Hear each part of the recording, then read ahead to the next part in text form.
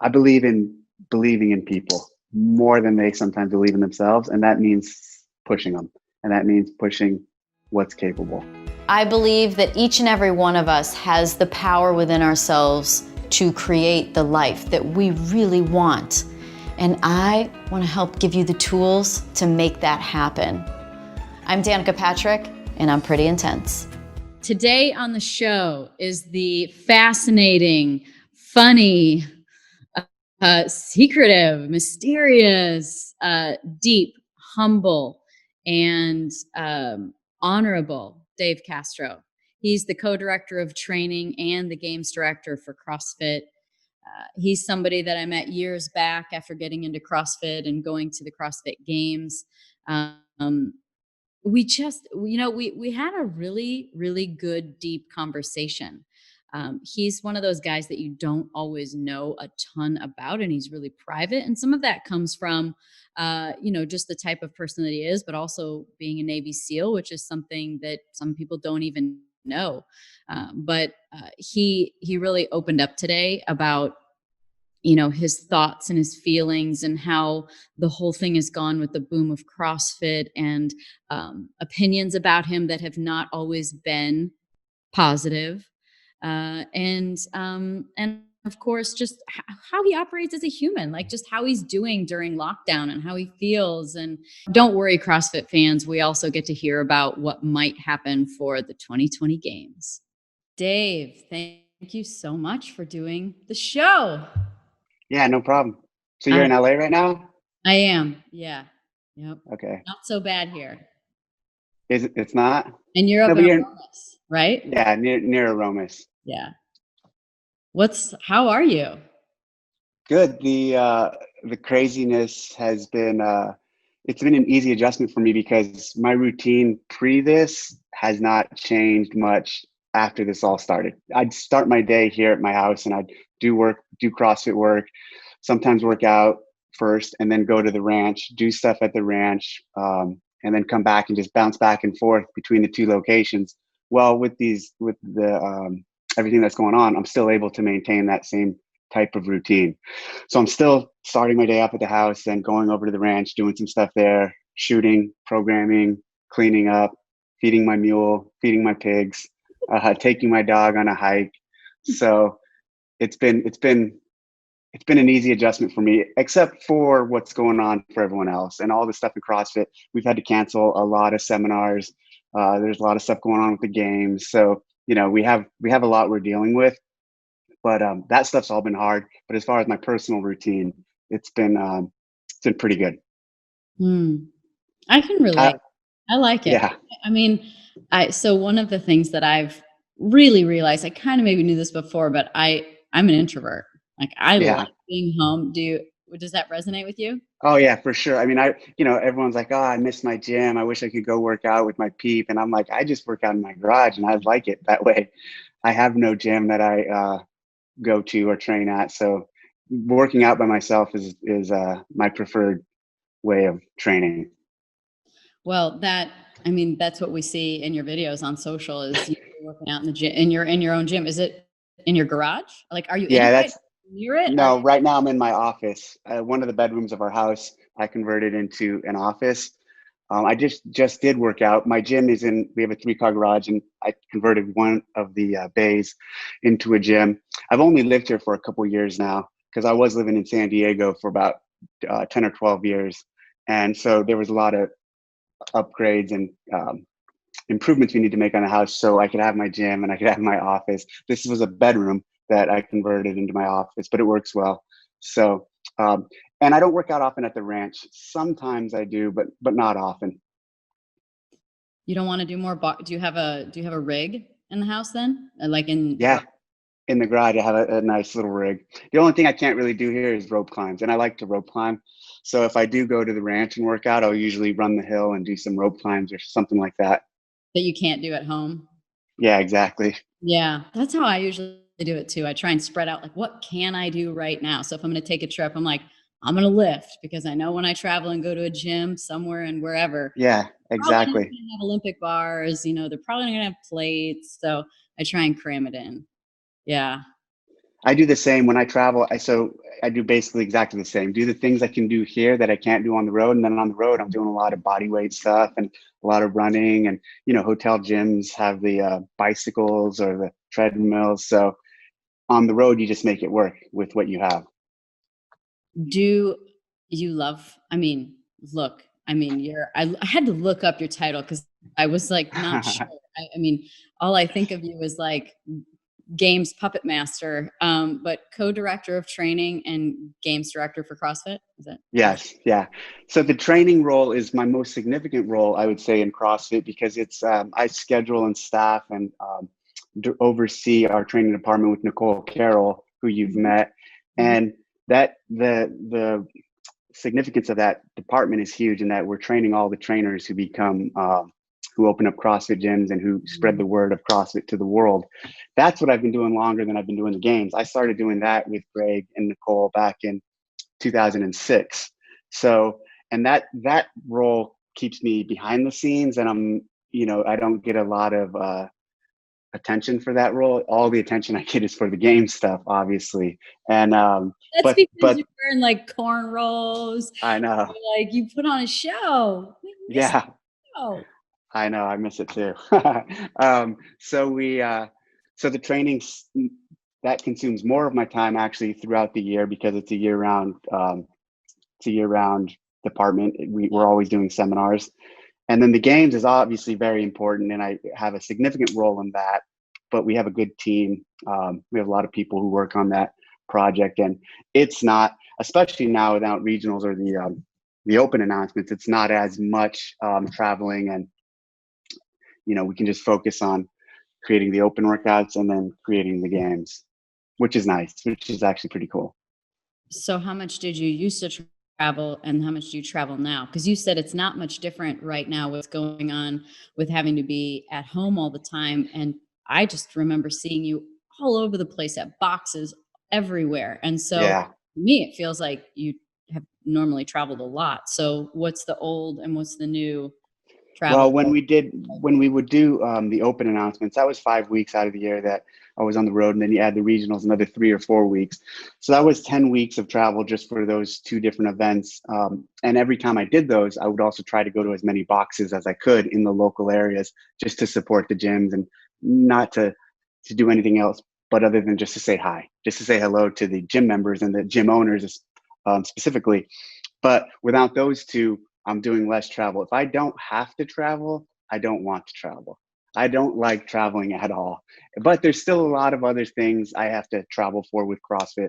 Sometimes we'll have some meetings with Greg somewhere, or there's something going on in, Boston, or so there's still travel I do that's not, let's say, high profile travel, but that's business essential travel. Obviously, none of that's happening right now, which is nice, because again, like, I don't really like to travel. It's I spent my, when I after I graduated high school, I enlisted in the Navy, spent 12 years in the Navy, traveled a ton there. Then when I transitioned out of the Navy and worked full time for CrossFit, I was teaching the seminars and traveling every weekend for years. And so I've traveled my whole life, and I imagine you can relate. Now that I don't have to travel as much, I don't want to travel as much. Yeah, I agree. I ask you, what's it like after racing? And I love being able to stay home. I love having more of a routine, and I love being able to do something on a weekend. So there's so many things about not traveling that is really nice, because you can choose when you want to. Yeah. And having a routine and a weekend is really nice, especially as we get older and just like you want to slow down a little. I don't know if you can relate to slowing down, being a former race car driver. Yes. People ask all the time, well, what are you doing now? And I'm like, well, and so you get like pulled into it. You're like, well, I'm doing this, I'm doing that. And then I remember, and I'm trying to do less. Like, I want to do less. Yes, I feel the same way, but sometimes it's hard, right? What part of that's hard? If you have a lot of responsibilities, doing less is Oh, sometimes hard. Yeah, Sometimes it's hard if you can't. Yes, I have a lot of responsibilities, and sometimes I'd like to do less, but they're my responsibilities, and I have to do them, even with the games and stuff like that. I mean, that there's a lot around that where it's like, damn, this is a lot of work. I wish there was sometimes a little less of it I needed to do, but it's good, So then if and you I love enjoy it. do you like to cook? I don't like to cook at all. My wife loves to cook. She does all the cooking, and she's really good at it. And so I don't, and she doesn't want me in the kitchen at all. So I stay completely away from. She gets mad whenever I go in the kitchen. So we've been together for almost 20 years. So I haven't, and she's always been a really good cook, and she's always not wanted me in the kitchen. So I've never, so like the last 20 years, I haven't had to do much cooking or any at all. Champagne problems. Champagne problems. So do you clean? You don't. Not really. Maybe a little, but not. Again, That's she okay. cleans. She has a more detailed process in cleaning than I do, so she doesn't want me to clean. Well, that Oftentimes, she might disagree with me on that. She might just think I do it. I don't do it effectively. as long as you show your appreciation for cooking and cleaning and doing that whole thing, and that's how I feel. It's like if you get a little appreciation, you're like, I'm happy to do it, no problem. Yeah, yeah. I try to give her all the love and appreciation I can for what she does. I think I do at least. Talking about obviously travel and work and everything and the games, and I mean, what the hell's going on? With which part? Well, I mean, there's a lot of parts to it, right? Because obviously we don't know what the situation's going to be, if we're going to be able to be in large crowds. Yep. When will that happen? Will that ever happen? I mean, this is a question Aaron and I were talking about last night with a friend. What if that's the thing of the past? I mean, we don't know that yet. Um, so there's obviously the games itself. Then there's like I think about it, and I think about just how much preparation goes into being ready for it. And I would imagine a lot of athletes are probably in their final phases of like preparing for the games and being ready conditioning wise. And so, I mean, a lot of them are going to have access to either their own gym or a great gym at their house, but it's still not the same, right? It's still not that same. You're not doing it with people as much, and you Yep. might not have a rope in your garage and things like that. So there's just, I would think that there's, from my little like lack of total understanding, mind goes, there's a lot that goes into this, and giving the Yeah. athlete their chance to be ready, as well as just when could that even be? What's interesting about the athletes in our sport is, especially when you look at people like, well, let's take throwing as an example, and most of them, you look at traditional sports, like let's say football, like Aaron's sport, they have an off season, and those guys in the off season, they're taking it off, and they're not out at the field practice. Some are, I imagine, but they're not all throwing footballs every day and running routes every day. But our sport, our athletes, it's like it's their lifestyle. Most of them are training all year round. Frazier says he takes like 2 weeks off after the games, but I think he still trains, a little. But so I think they're mostly always at a pretty high state of readiness. So if we're to do the games in August, even in this unique environment, I believe most of them will be as ready as they possibly could be, minus, having some access to, as you were saying, some of the specialty items they might have in their gym. But a lot of these guys at that level have really good home setups. They kind of have to because it's their livelihood. And so let's take a couple of scenarios. Let's say we were able to do the games in August. I think they're still preparing, and I think they would be as prepared as they need to be for that event. Let's say we need to push it out to later in the year. I then think they'll still be prepared because it's just the way they train. They're just always train. And at that level, if you know you're going to the games or capable of going to the games, why wouldn't you just stay sharp for the whole year while we figure out what we're going to do? We're also, but you kind of mentioned something. Crowds. We're also looking into options where we do stuff where there is not, where we don't have crowds. So that's on the table, where we do have a games, but we don't have any fans there, for a reduced field. Yeah, exactly. But check it out, we'd still stream it and we'd still show it to the world. So it'd still be something exciting that the community could come behind if we were not able to have fans, because it is a crazy time. I believe everything's going to return to normal eventually. I hope so. But in this current climate, we have to look at options like that in terms of doing it with no fans. And again, so let's say when we do it in Madison, let's say upwards of around 20,000 people go. So those 20,000 can't be there, but hundreds of thousands watch it from home. And so I think it could even be more powerful if we were to do it that way and just find the fittest alive with a reduced field event that has no spectators to accommodate the current climate, yet stream it to the world and produce a great show. But even in that, there's going to be sacrifices, meaning, it won't be identical to how it was in Madison. If we did something like I'm talking about there, things will look very different. Again, maybe a reduced field, maybe certain aspects of the competition aren't even happening. Those are all things that are on the table and we're talking about to accommodate trying to find the fittest man, fittest woman alive in 2020. I think we can do it. I was really bummed with the Dana White thing, with the UFC thing. That was so exciting. Did you follow that at all? No. Dana White got an island and he was going to start doing fights there this weekend. Yeah, exactly. They were building out a UFC venue to host UFC fights starting, I guess this weekend. Yeah, the 18th and 19th. And everyone was excited. They had a fight card. And it'd be cool to see some sort of sports, to have something back. But at the last minute, Disney, his big bosses, came in and said, no, you're not going to do it. So it got canceled. But I was really excited at the notion of him being the guy who, because he's kind of on the fringe of traditional sports and on the fringe of traditional sports making decisions. So I thought it was going to be really cool if he pulled something off. So at this point, I almost feel that way about us. Well, they couldn't pull something off. And August is, a lot will be it'll be very different by August, but hopefully we can do something in August, something in that same time frame of the games to find the fittest man and woman alive. I mean, will the programming be affected at all? Programming is definitely something I'm curious about with you because, Yeah, for sure. Well, here's what will guide the programming where we do it. So if we do this, it might not even end up being in Madison. No hay bale? What? No hay bales? Yeah.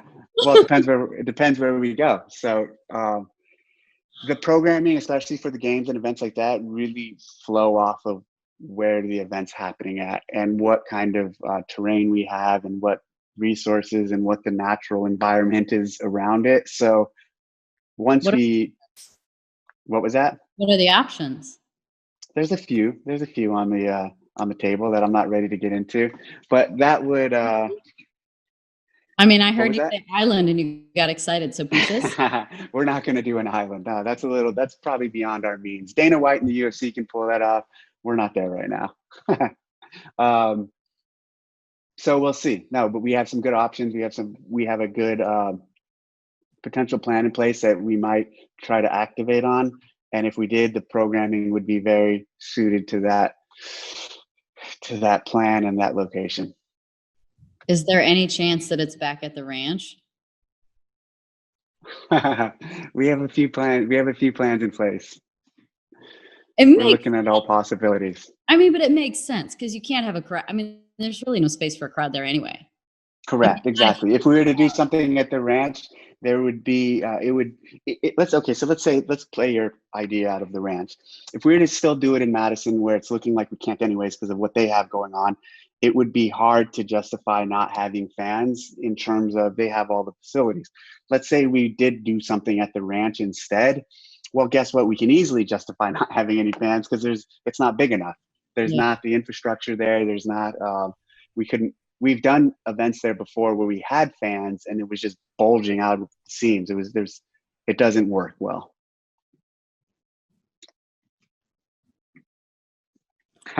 It's cool. Yeah. You did your level 1 there. Yeah, I was lucky enough to do the level 1 there and saw you, and you took my sister and I on a little tour around the property because it's your family's property, Yep. Yep. right? Yeah. I mean, it's a cool place, and obviously I can see how that would drive the programming because there's everything from like running up hills Hmm. to shooting, right? Yeah. Yeah. You shoot and I shoot a lot, and because of my experience with competitive shooting and shooting, I can be the first to say I'd never have shooting in the games. oh, Just because it's not a test and a measure of fitness. It's like so far. Now, here's the thing: there's cool events and one-offs and like sideshows, but not at the CrossFit Games. There's cool places for that, combining CrossFit and shooting. But at the CrossFit Games, where our charter is to find the fittest man and woman alive, it doesn't really make sense. Especially when you look at half the field is usually international, and a lot of places around the world don't have gun-friendly laws like we do. So people just have less access to firearms. Um, so it wouldn't be, and Matt Frazier is a pretty good shooter. So he would have give him another advantage over the field, huge advantage that everyone else doesn't have. do you do you become friends with some of the CrossFitters? I mean, I'm Yeah, guessing. for sure. I think I become friends, and sometimes they get mad at me. Brooke Wells is really mad at me right now. Like, she because of last year what happened at the games, and I said something in the press conference because I considered us pretty good friends, and I said I made a comment about the stepping on the line thing and how I thought she made a comment about it, and then I made a comment in a press conference after the games in response to her comment, and it really upset her. And so we kind of used to talk on a regular basis, but we haven't talked since then until recently, until the documentary came out, this new documentary. And she sent me a message saying, thanks for saying that, you didn't want that to happen to me or something like that. But, so some of them sometimes get really upset at me. And, the thing is, like, I'd say this about that Brooks situation. It was nothing, what happened at the games and even what I said in the press conference was nothing personal. It's just all, it's what I'm doing there, and it's who I am there. I have to be, I can't be everybody's buddy at the games, and I can't be on anyone's side really because of the role I'm in. But yeah, some of them over the years, because of the multiple events we do and the time we spend together, I developed friendship with. I'd say people like Josh Bridges, especially the earlier athletes, because it seems like we used to do a lot more stuff together back then. Josh, and I put him through training when we were both in the Navy at the same time together. And yeah, he was coming through training and I was an instructor. And so I met him through that. And this was before he ever went to the games. So people like that, Rich Froning, I'd consider him a pretty good friend. Dan Bailey, even though I give him a lot of shit. And obviously I become better friends with the guys than I do a lot of female athletes, but I do become, I am a friend with a handful of them too. So yes, and I would say over the years with the new format and that I travel less to, that we don't have the open announcements, that we don't have the regionals, we don't have the invitational where we used to take the best athletes. Those were all opportunities that we hung out and spent time together. Those are all gone. And I don't travel to these sanctioned events. So the only time I really see them now is at the games. So with the modern era, I'm not as close with the modern era of athlete, the previous era of athlete. And the previous era, it was interesting because a lot of them would also be on our training team, our seminar team. So, for like Camille, I'd consider her a good friend. Was on the training team. Rich Froning was on the training team. Margot Alvarez. So a lot of these people who, from the last generation who were stars did both. They were great athletes and great trainers. You don't see that as much now. A lot of the newer generation are just focusing on competing, and most of them aren't trainers, it seems, and they don't try out for the seminar team. So less opportunities for me to have a connection with some of them than there was in the past. Mm-hmm. Mm-hmm. And also at this stage too, that last group, that was, I think what's happening even maybe in my own mind. So, we've been doing the games for 12 years. That earlier group I was talking about, I was 10 years younger, closer to their age. They were 25, I was 32. So a little more, relatable in age. And now these athletes are 24, 25, and I'm 42. So I'm also, the gap and what we have in common is increasing. So You keep getting older and they keep getting younger. yeah, exactly. That's literally happening. Yeah. Well, 19, even some of them are like, I know, it's crazy. I'm old teenager. enough to be a lot of the parents in most of them, not most, but a handful, which is wild. Do you ever use the athletes at all in the programming process for either to bounce something off of, or to ever test a workout, or I to just get some like feedback on, or even just some advice at some point, like, hey, asking about anything going on, or what, just any thoughts? Is there any? Yeah, for sure. So, but like when I'm making the workouts for the games, I'll use athletes who didn't qualify, or any stage really, but I'll use athletes who didn't qualify for the games who are really good to help me test workouts. And they give me feedback, but usually in that environment, it's the visual. I see how the workout looks, how they feel after it, and then from that I'm able to make adjustments. And their feedback on like, well, that was one of the worst things I've ever done, that's like, okay, that's what I'm looking for. Yeah. Or maybe they'll say, sometimes they'll say, oh, that wasn't so bad, and it's like, okay, what can I do to make it harder? But so yes, I do. And throughout the years, it's been a number of different athletes. Some have been more involved than others because I use a lot of, when I was living in Southern California, I used a lot of guys from down there, again, who didn't qualify to the games. People like Rich, throughout the years, I've used him. I've shot him ideas, or I've shot him events to test, and he'll test in the privacy of his own gym and send me feedback, or send me how he did his times. People like Dan Bailey, even Josh, I've used Josh. So yes, I do that. And it's important to the whole process. Every one of these events that we do at the games, we've tested multiple times. Some of them have gone through like 9 or 10 iterations of testing. And sometimes the same athlete tests them over and over and over. So I can compare the times and see, yeah, it's brutal. Some of these guys I feel for. Hell. Yeah, it is hell. And sometimes when they get the invite to come test, I'll invite them to come test for a week. They know they're coming out for just a beat down. There's something that my saying is, if you do any workout right, you'll never want to do it again. Yeah. That's pretty accurate. What's your favorite workout? Well, my favorite workout, well, I think Fran's my favorite, but not to do.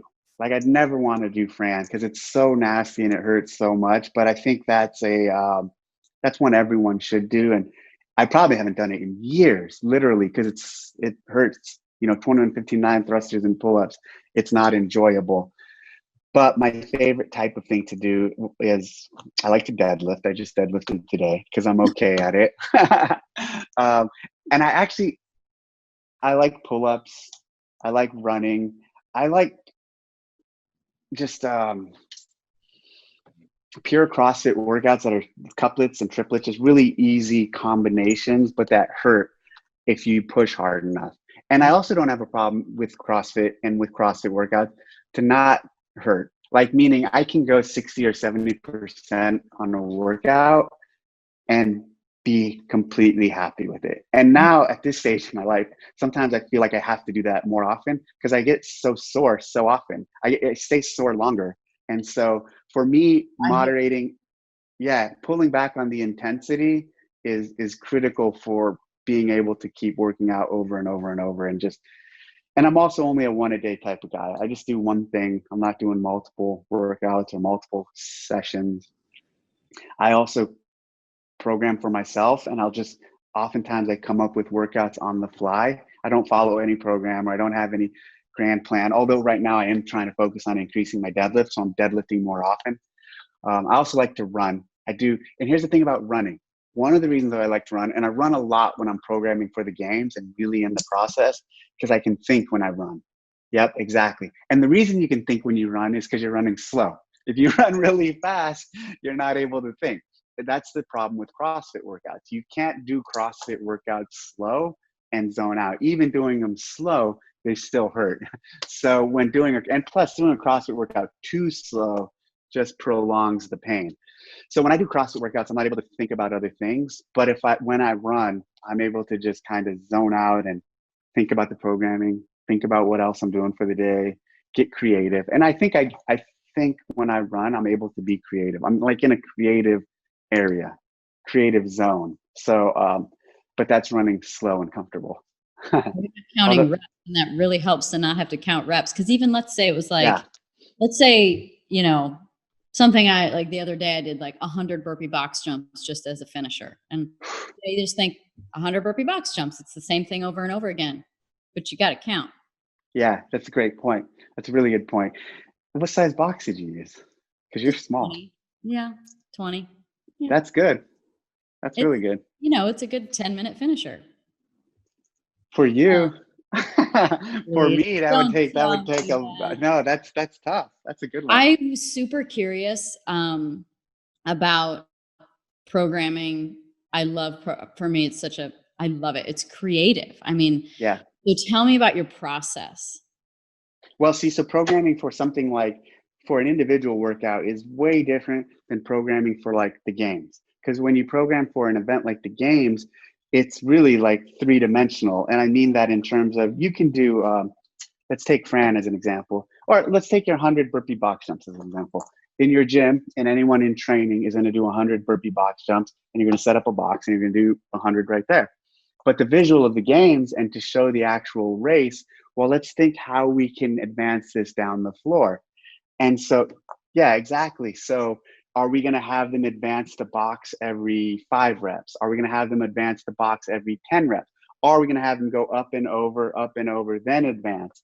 Also, are we going to have, at the games, we might have 10 boxes. So they do 10 here, 10 here, 10 here, instead of advancing their box. So those are all the type of things we think about for the games and the creative and the visual of it. That's the type of thing you would never think about for your gym or on your own when you're working out by yourself, or if you're programming for a gym, because that doesn't matter. You're just keeping track of your reps. So that's the type of thing that makes the games programming creative and what I like to say, three-dimensional, because there's so many different. There's the visual of it. There's the stimulus on the athlete, how it affects them. There's the actual test, how it plays out in the grand scheme of things. And also with the games, what's really important, and this is also important for regular programming, but especially for the games, none of them are standalone. They all tie to the rest of the weekend or the rest of the day or the rest of the event. They all play a piece in that. They're all interconnected. So they have to balance of tests, essentially, you're saying? For like sure. Tasks, time. Yeah, absolutely. Short workout, long workout, heavy workout, light workout, pushing, pulling. And usually with the games, there'll be what I call an anchor event or two. Going into programming for the games, I have this one idea that is like, okay, this is going to be in the games, and then everything kind of builds around it. And so like Murph in years past has been the first year we did Murph. It was an anchor event. We knew we were going to do Murph.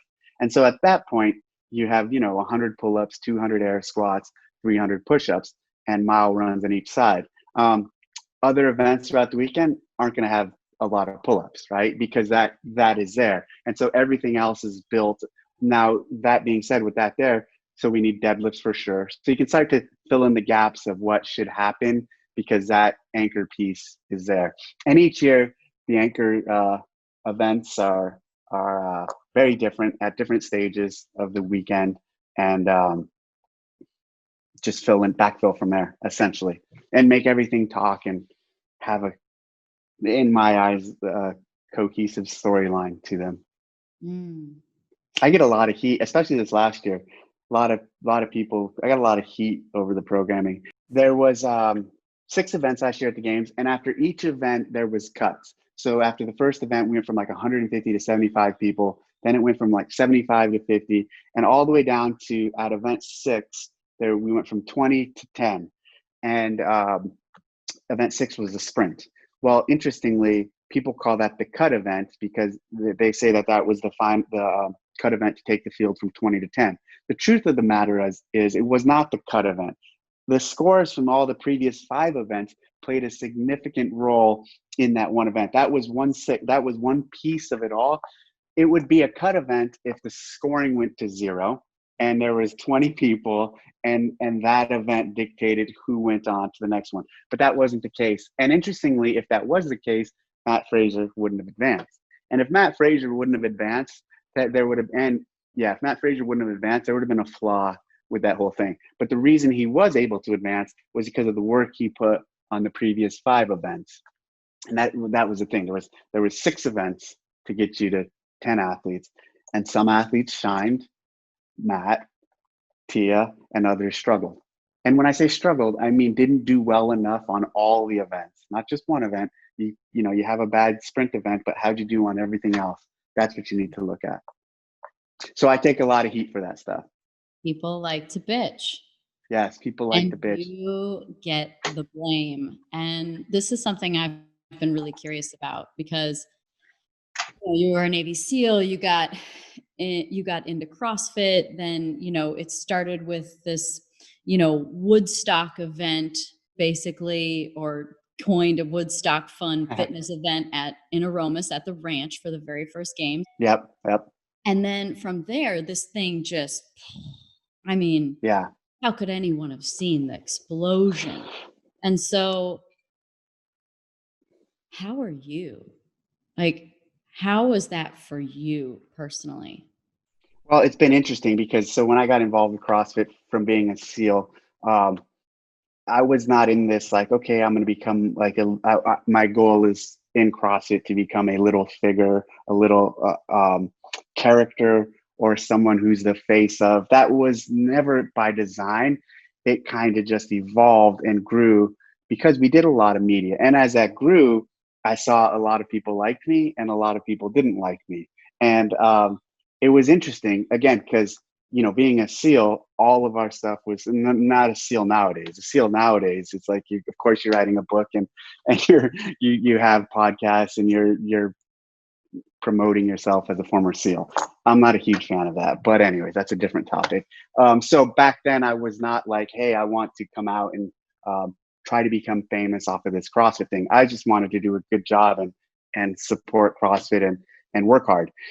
And so there was a time where I started getting a lot of hate early on, and I started getting more hate. So at a certain point, and as I was becoming more popular in CrossFit, and that's the other thing too, I always say, yeah, I'm very popular in CrossFit. And I always tell people, like, people will say like, oh, you're a celebrity. I'm like, no, I'm not. I'm a popular figure in this thing called CrossFit. And I really understand and respect that. And, but even in that, there's a lot of people in CrossFit who still will come at me and take shots at me. So early on, I saw it, and I'd read the comments or look at the post, and I knew it wasn't healthy and I knew it wasn't a good thing. So then I just shut it off in my mind. I'm like, all right, it doesn't matter. People are going to talk. I don't need to get involved with it. I don't need to go down this route of listening to it. And so for years, even before I got on social media, people were coming at me. So I started ignoring it. Then once I got on social media, it puts you out there a little more. And it would come on my channels. And in the beginning, for the first couple of years of being on Instagram, I just ignored it. And oftentimes when I do these posts where I get hundreds and hundreds of comments, I stop looking after like the first page just because I don't want to get consumed with all the comments. Then there was a point where I was like, okay, if someone says something about me on my page, I'm going to block them. I block the fuck out of people. I block so many people. I block so many people on my page. You could just say something rude about my hair and I'll block you. And so if I see it, because I don't always see them, but if I see it on my page, I block people. And that's just my way of having a little victory over those assholes or the people who are petty like that. Because here's the thing, I look at how I conduct myself, and I'm not going to any other site or any person's page and talking about them or saying anything about them, or, so why do that to me, or why do that to us, or why do that to people? It baffles me. But I also understand too, I got to keep this in perspective. Oftentimes it's the vocal minority, meaning there's still a large cohort of people who like support and appreciate what I do in CrossFit. And so I have to really keep them in mind and not let the vocal minority overwhelm me and my feelings towards things because of because the chatter is so loud. It still gets you every now and again. I mean, it does to me every now and again, especially Yeah. if there's that little narrow lane of like, maybe I shouldn't have done, maybe and then if somebody says something, you're like, it kind of sits in there and you're like, shh, Yeah, exactly. that happened. I yeah, it happens, but I try to move on from it quickly. There was a phase though, I'd say there was a phase when I was really the bad guy, and most things associated with me were it felt towards me negative. Then there was a phase where I became like um, a fan favorite almost, especially in the last 4 or 5 years. I felt like the community was really like behind me and supportive. I felt like I wasn't doing enough to, and not that I try, but enough to get more haters. And then I think recently, though, with this last year's programming, that kind of tipped the scales back towards, especially when I was doing all the open announcements and all that stuff. People really liked me. I mean, people would rip on me about those, but about the presentation or whatever. But that was all in fun. But I felt like then I was a really positive in a lot of people. Like I didn't get as much hate then, but with this last year's programming, I felt like it all ramped up again, and it's okay, But it's also a sign of like the passion of some. I think it is maybe a little. It's a sign of the passion of the fans for the sport. I mean, you guys see that in NASCAR, right? There's some crazy. That's what I ended up believing was I was like, you know what? I think the perfect balance when you have a big enough fan base, which you do. I mean, you are famous, and you're especially famous, of course, in CrossFit.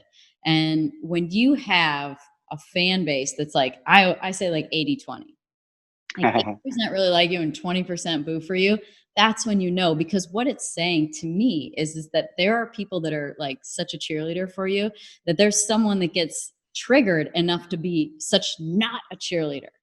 Right. It's a Yes. fan in the stands that's cheering for Danica, and they're like, they're a fan of, let's say, I don't know, Kyle Busch or something. They're like, yeah, actually it'd probably be the other way around. People are not Kyle, but they'll cheer they'll cheer against you because they cheer for someone else. So like Yes. kind of puts them in this pinched position, And then you put so then to even add another layer of that with me is like, I'm also not even an athlete in this world. I'm just a character. I'm a director. I'm like, so for me, like you look at like Vellner or Frazier, like there's guys who have their favorites, kind of what you're describing, and they're going to cheer for one or the other.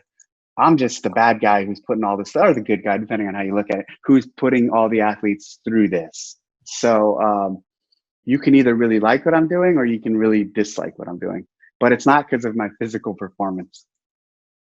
But you're fit. I mean, you're a SEAL and you do CrossFit every day. What did you think when they came out with the T-shirts that said Dave Castro is a dick?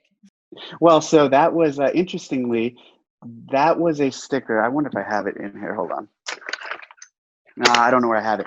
But when I was a SEAL instructor, that was the last duty station I had when I was active duty from 2007 to 2010. I was an instructor in San Diego, and that's where Josh came through. He came through the training when I was instructing. Some of the students made a sticker that said Dave Castro is a prick, and that got around. And like in San Diego, there's SEAL bars and Coronado and all over the place where this sticker was just everywhere. And there's certain training locations where we would go in Mississippi or wherever, and this sticker would show up all over the place. And it was because of me being a dick as an instructor. I was a hard instructor.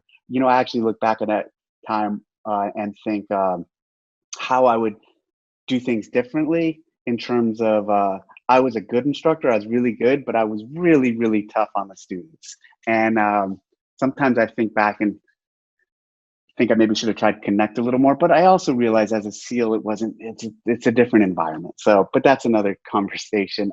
So it came from there, and Josh was around at that time. So Josh he was going through the training when that sticker was out there. Then, so a number of years later, he texted me and said, "Hey, can we make a sticker or a T-shirt out of that sticker?" And I was like, "Yeah, go for it." And it became a huge hit. Like I don't know how. I I did don't know. not get one of those shirts, but I don't know how they did with it, but I know I saw them everywhere, and it was pretty cool. I appreciate. I liked it. That didn't bother me at all. I thought it was cool. And every event I went to, someone would be wearing it and want to get a picture with me. So um, I and then they enjoyed that. realize how nice you are. Yeah. Well, that's the other thing too. When people meet me, especially for a lot of people who don't like me, oh, it might be different for you because of the NASCAR fan, but in terms of me with the CrossFit fan, in person, I've never had a bad encounter with any. No one, like all these people who say stuff, no one's ever come up to me in person and said what they would say online to me. Like I've never had anyone confront me. That's you're telling my story. I feel Yeah. the same. So where did you come? Like, what were your parents like? Well, what was it like growing up enormous? What was your childhood like? Where did you get like from that? Because it's rooted in those values, those experiences. Sometimes it's you learn it the hard way, and hmm you have to find your own strength. And other times you're taught it, and you're given that strength through, your family or your values. So, like, where is it coming from? That's an interesting. A couple years ago, Greg Glassman, he said to me, he goes, "Your dad must have been a really solid guy." And I said, "Yeah, why do you say that?" He's like, "Because of how you came out." And I was like, that was, it just made me reflect a lot on how my dad raised me and how our relationship was. My dad was a truck driver. He had a trucking company, and that's why we ended up at the ranch and that large facility there. The shop was for trucking. And my brother was a sprint car driver. I think I've told you this before. My dad had a trucking company, and we were doing well off of it, and so he started a little race team. And so my brother did sprint car races all around Northern California. He was 7 years older than me, and I was a little kid, and I was drugged to all these races, and I hated it. I didn't like the noise, and my brother crashed at all these. I thought he was going to die every time he went out because he had such nasty crashes. He'd flip over the fences and stuff like that. So my brother became a truck driver. My dad was a truck driver. They were both mechanics. They both had a really hard work ethic. They both worked a lot. And I saw what was going on. And growing up on the ranch, I ran around a lot. I was in the hills. I played G.I. Joe. I shot. I did a lot of stuff like that. And I knew one thing. I knew I didn't want to be a truck driver. And I knew I didn't want to go into essentially the family path of business. So I decided to go to school, to go to college, and I went to California State University, Monterey Bay, right down the street in Monterey. But the summer between graduating high school and going to college, I watched The Rock, which was a movie with Sean Connery and Nicolas Cage. And in that, they had SEALs. The SEALs get shot, they get killed by the Marines, but they looked really cool.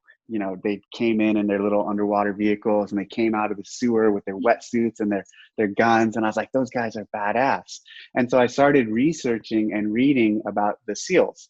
And everything I came across was how their training was the toughest in the military, and they were the most elite military unit. So I wondered, something crossed my mind. I wondered if I could do that.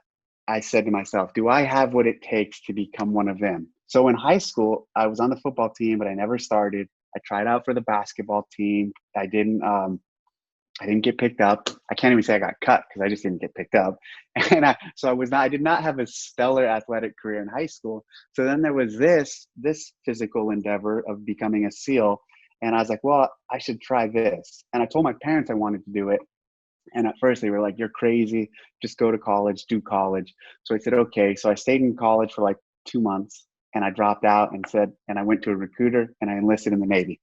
And interestingly, that at that time I said to myself, if I don't do this now, I'll never do this. And I'll always wonder what happened. What would have my life been like? Or what would my life be if I did do that? I didn't want to have any regrets. I didn't want to be 30, 40 years old thinking, well, once I wanted to be a Navy SEAL. I needed to find out if I could do it, and I needed to do it then. And actually that train of thought has led me through a lot of things in life. Like, okay, if I don't do this now, you might not ever do it, or you might a couple years down the road regret having not tried or not gone for that or taken a risk, essentially. So I took the risk and dropped out of high school or college and enlisted. And a few months later was shipped off. And my parents were really proud of me at that point. In the beginning, they weren't. And then as I left and went through the process and I made it through the training, the training is 6 months long. And oftentimes going through it, people get hurt or rolled back for performance. So you stay there for a really long time. But I was able to make it through in one iteration, which was, I was very fortunate. And then so my 20s, that entire time, I was stationed mostly in Virginia. And that's the phase of my life I don't talk much about, but it's really formative of who I am now and what I do now. The decade, 12 years that I was in the Navy. And I don't talk a lot about it because, we were the silent professional. That's how we were brought up. We were not supposed to talk about what we did. And I really took that to heart. And I was raised in that community by guys that I really respected, that kind of beat that mentality into you that, hey, you're a Navy SEAL, you're not supposed to talk about what you do. And when I started working for CrossFit, I told Greg and Tony Budding, who was doing a lot of media at that time, I don't want to be known as a Navy SEAL. I don't want you guys to put it out there. And actually, the first 3 years I was working for CrossFit, from 2006 to 4 years, 2010, I actually was still in the Navy. So I told them, hey, you can't talk about it. Don't talk about it.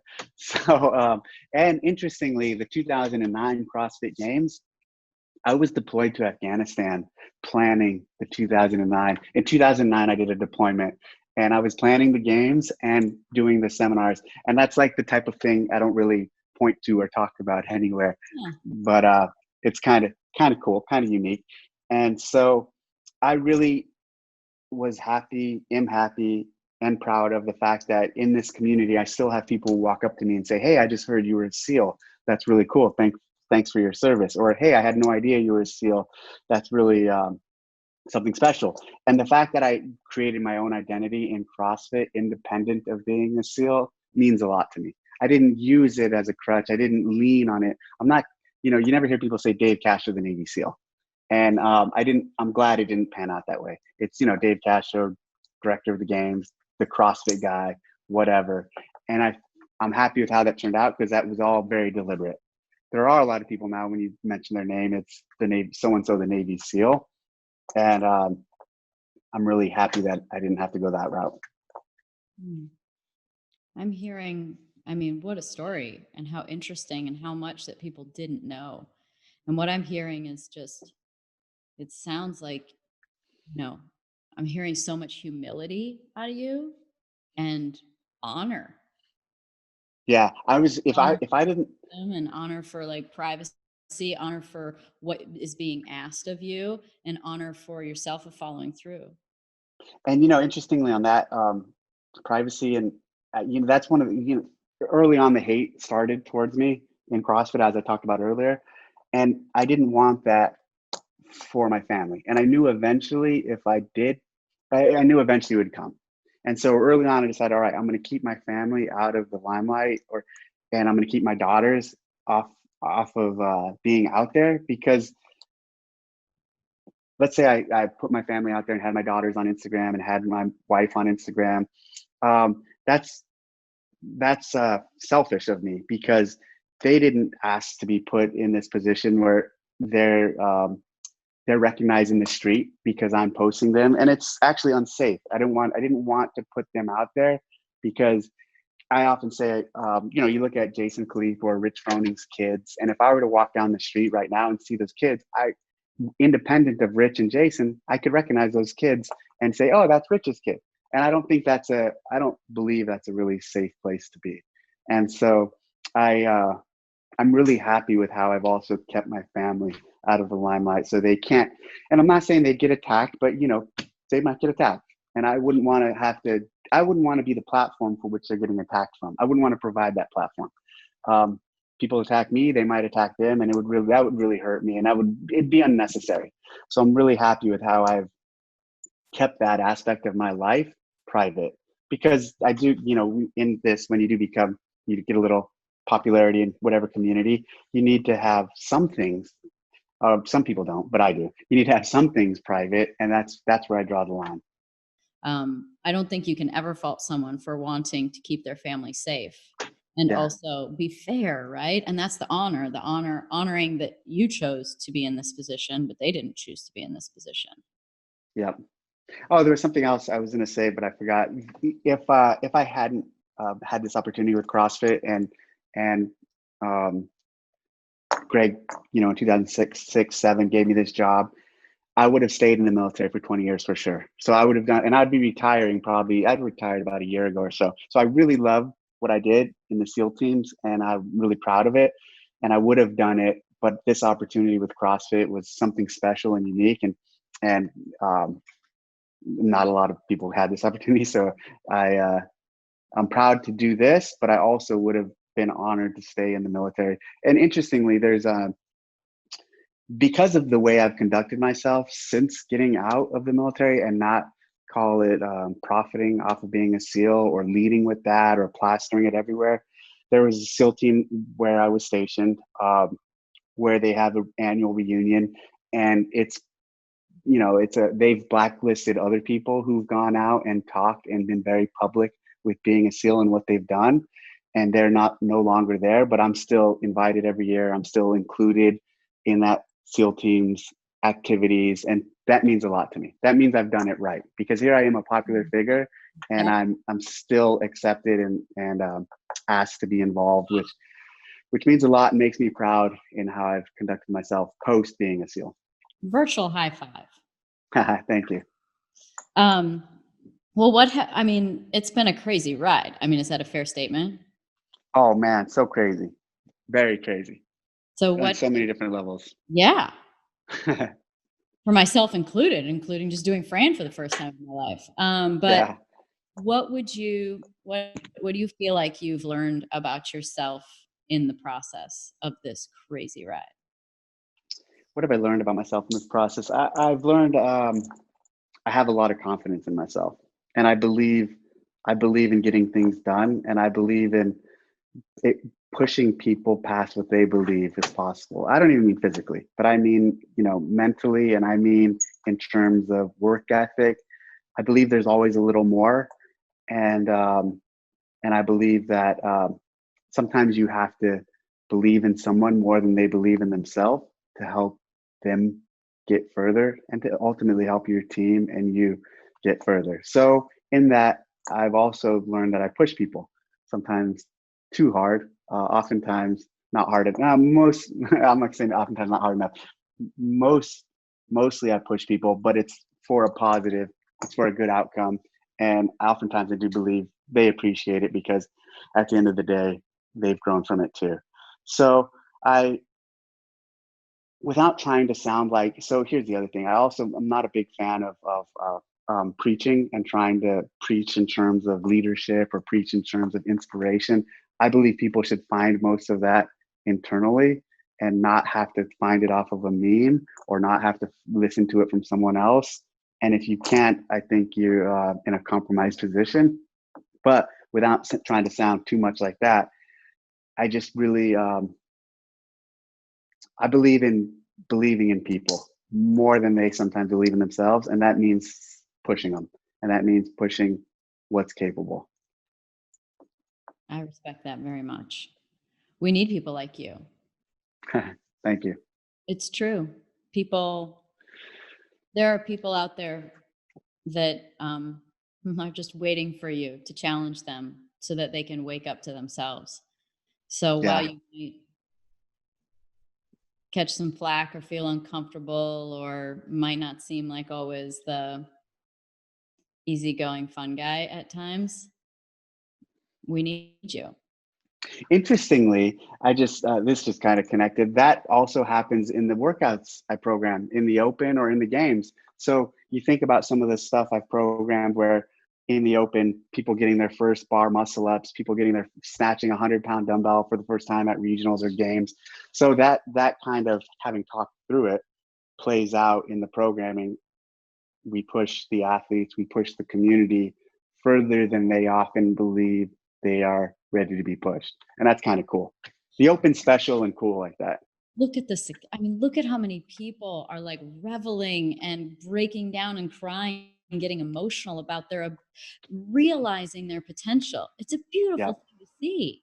Yeah, for sure. The spiral that creates from just like doing a bar muscle up and then stepping into their job or into their relationship or into their life with more confidence as well, because it can't help but infiltrate every little bit of you, and you give them Yeah. that. Yeah. It's cool. So, final question, since I know you like to challenge people. Backwards double unders, just throwing it out there. Hey, so you know who the first backward double under person in the community was? The first like person doing it? You. No, not backwards. Josh Bridges. Oh. So one of the first open workouts we ever, one of the first open workouts we had with double unders, he did, and he submitted a video, and he did all his double unders backwards. And we were like, "Can you do them well? Can you do them?" Oh, I can do 100 plus backwards in a row. Wow, Yeah, and that's yeah, no crazy. problem. You guys should have a backward double under off. So he told me, he's like, that's how I learned how to do it. I just learned how to do them backwards, and that's how and we decided at the time, we didn't know what to do, but we said, okay, we're not going to take them. We're only going to accept forward double unders. By the So way, you saved me from competing at any level, locally or anything, because I know I can't do forward double unders. So I'm like, that's a pretty basic movement. So so now you got to learn it. You got to practice. You got to try. I want to look like a whipped person. I Right. know pain. Learning them backwards is hard enough. You know how you learn them forward? You just do single unders. Single unders is the key. Get really good. It's funny because I've seen people who can murder double unders, who are great at double unders, and then you ask them just to do single jumps, and they don't have them at all. But single jumps are really the foundation for double unders and everything else. I actually did a Instagram live workout, and I tested out a new rep scheme on everybody, which actually worked out fine. And it was jump rope was the first minute, and every round you added 1 minute and one movement up to 8. And Wow. those 8 minutes of jumping rope. And so I would incorporate some double unders in there, but I was doing some forward, and I did like one double forward and tripped up, and I'm like, yeah, that's why I can't do it. And now I've wasted so much time on the clock for the minute that I'm going to have to do double unders backwards for the whole rest of the time. But I let's face it, I'm too old. You can't teach an old dog new tricks. You can learn. You can learn. You're right. I could. I just don't care. Yes, exactly. And then it saves me from competing. Yes. Well, thank you so much, Dave. This has been, thank you for, your vulnerability, the honesty, and, the stories. And wow, you've changed a lot of lives with everything from your challenging programming to just the presentation of CrossFit. Maybe maybe the very last question is, can you please just do the open announcements again? Like, I'm sorry, this is the truth. I didn't watch them after you stopped. Neither did I.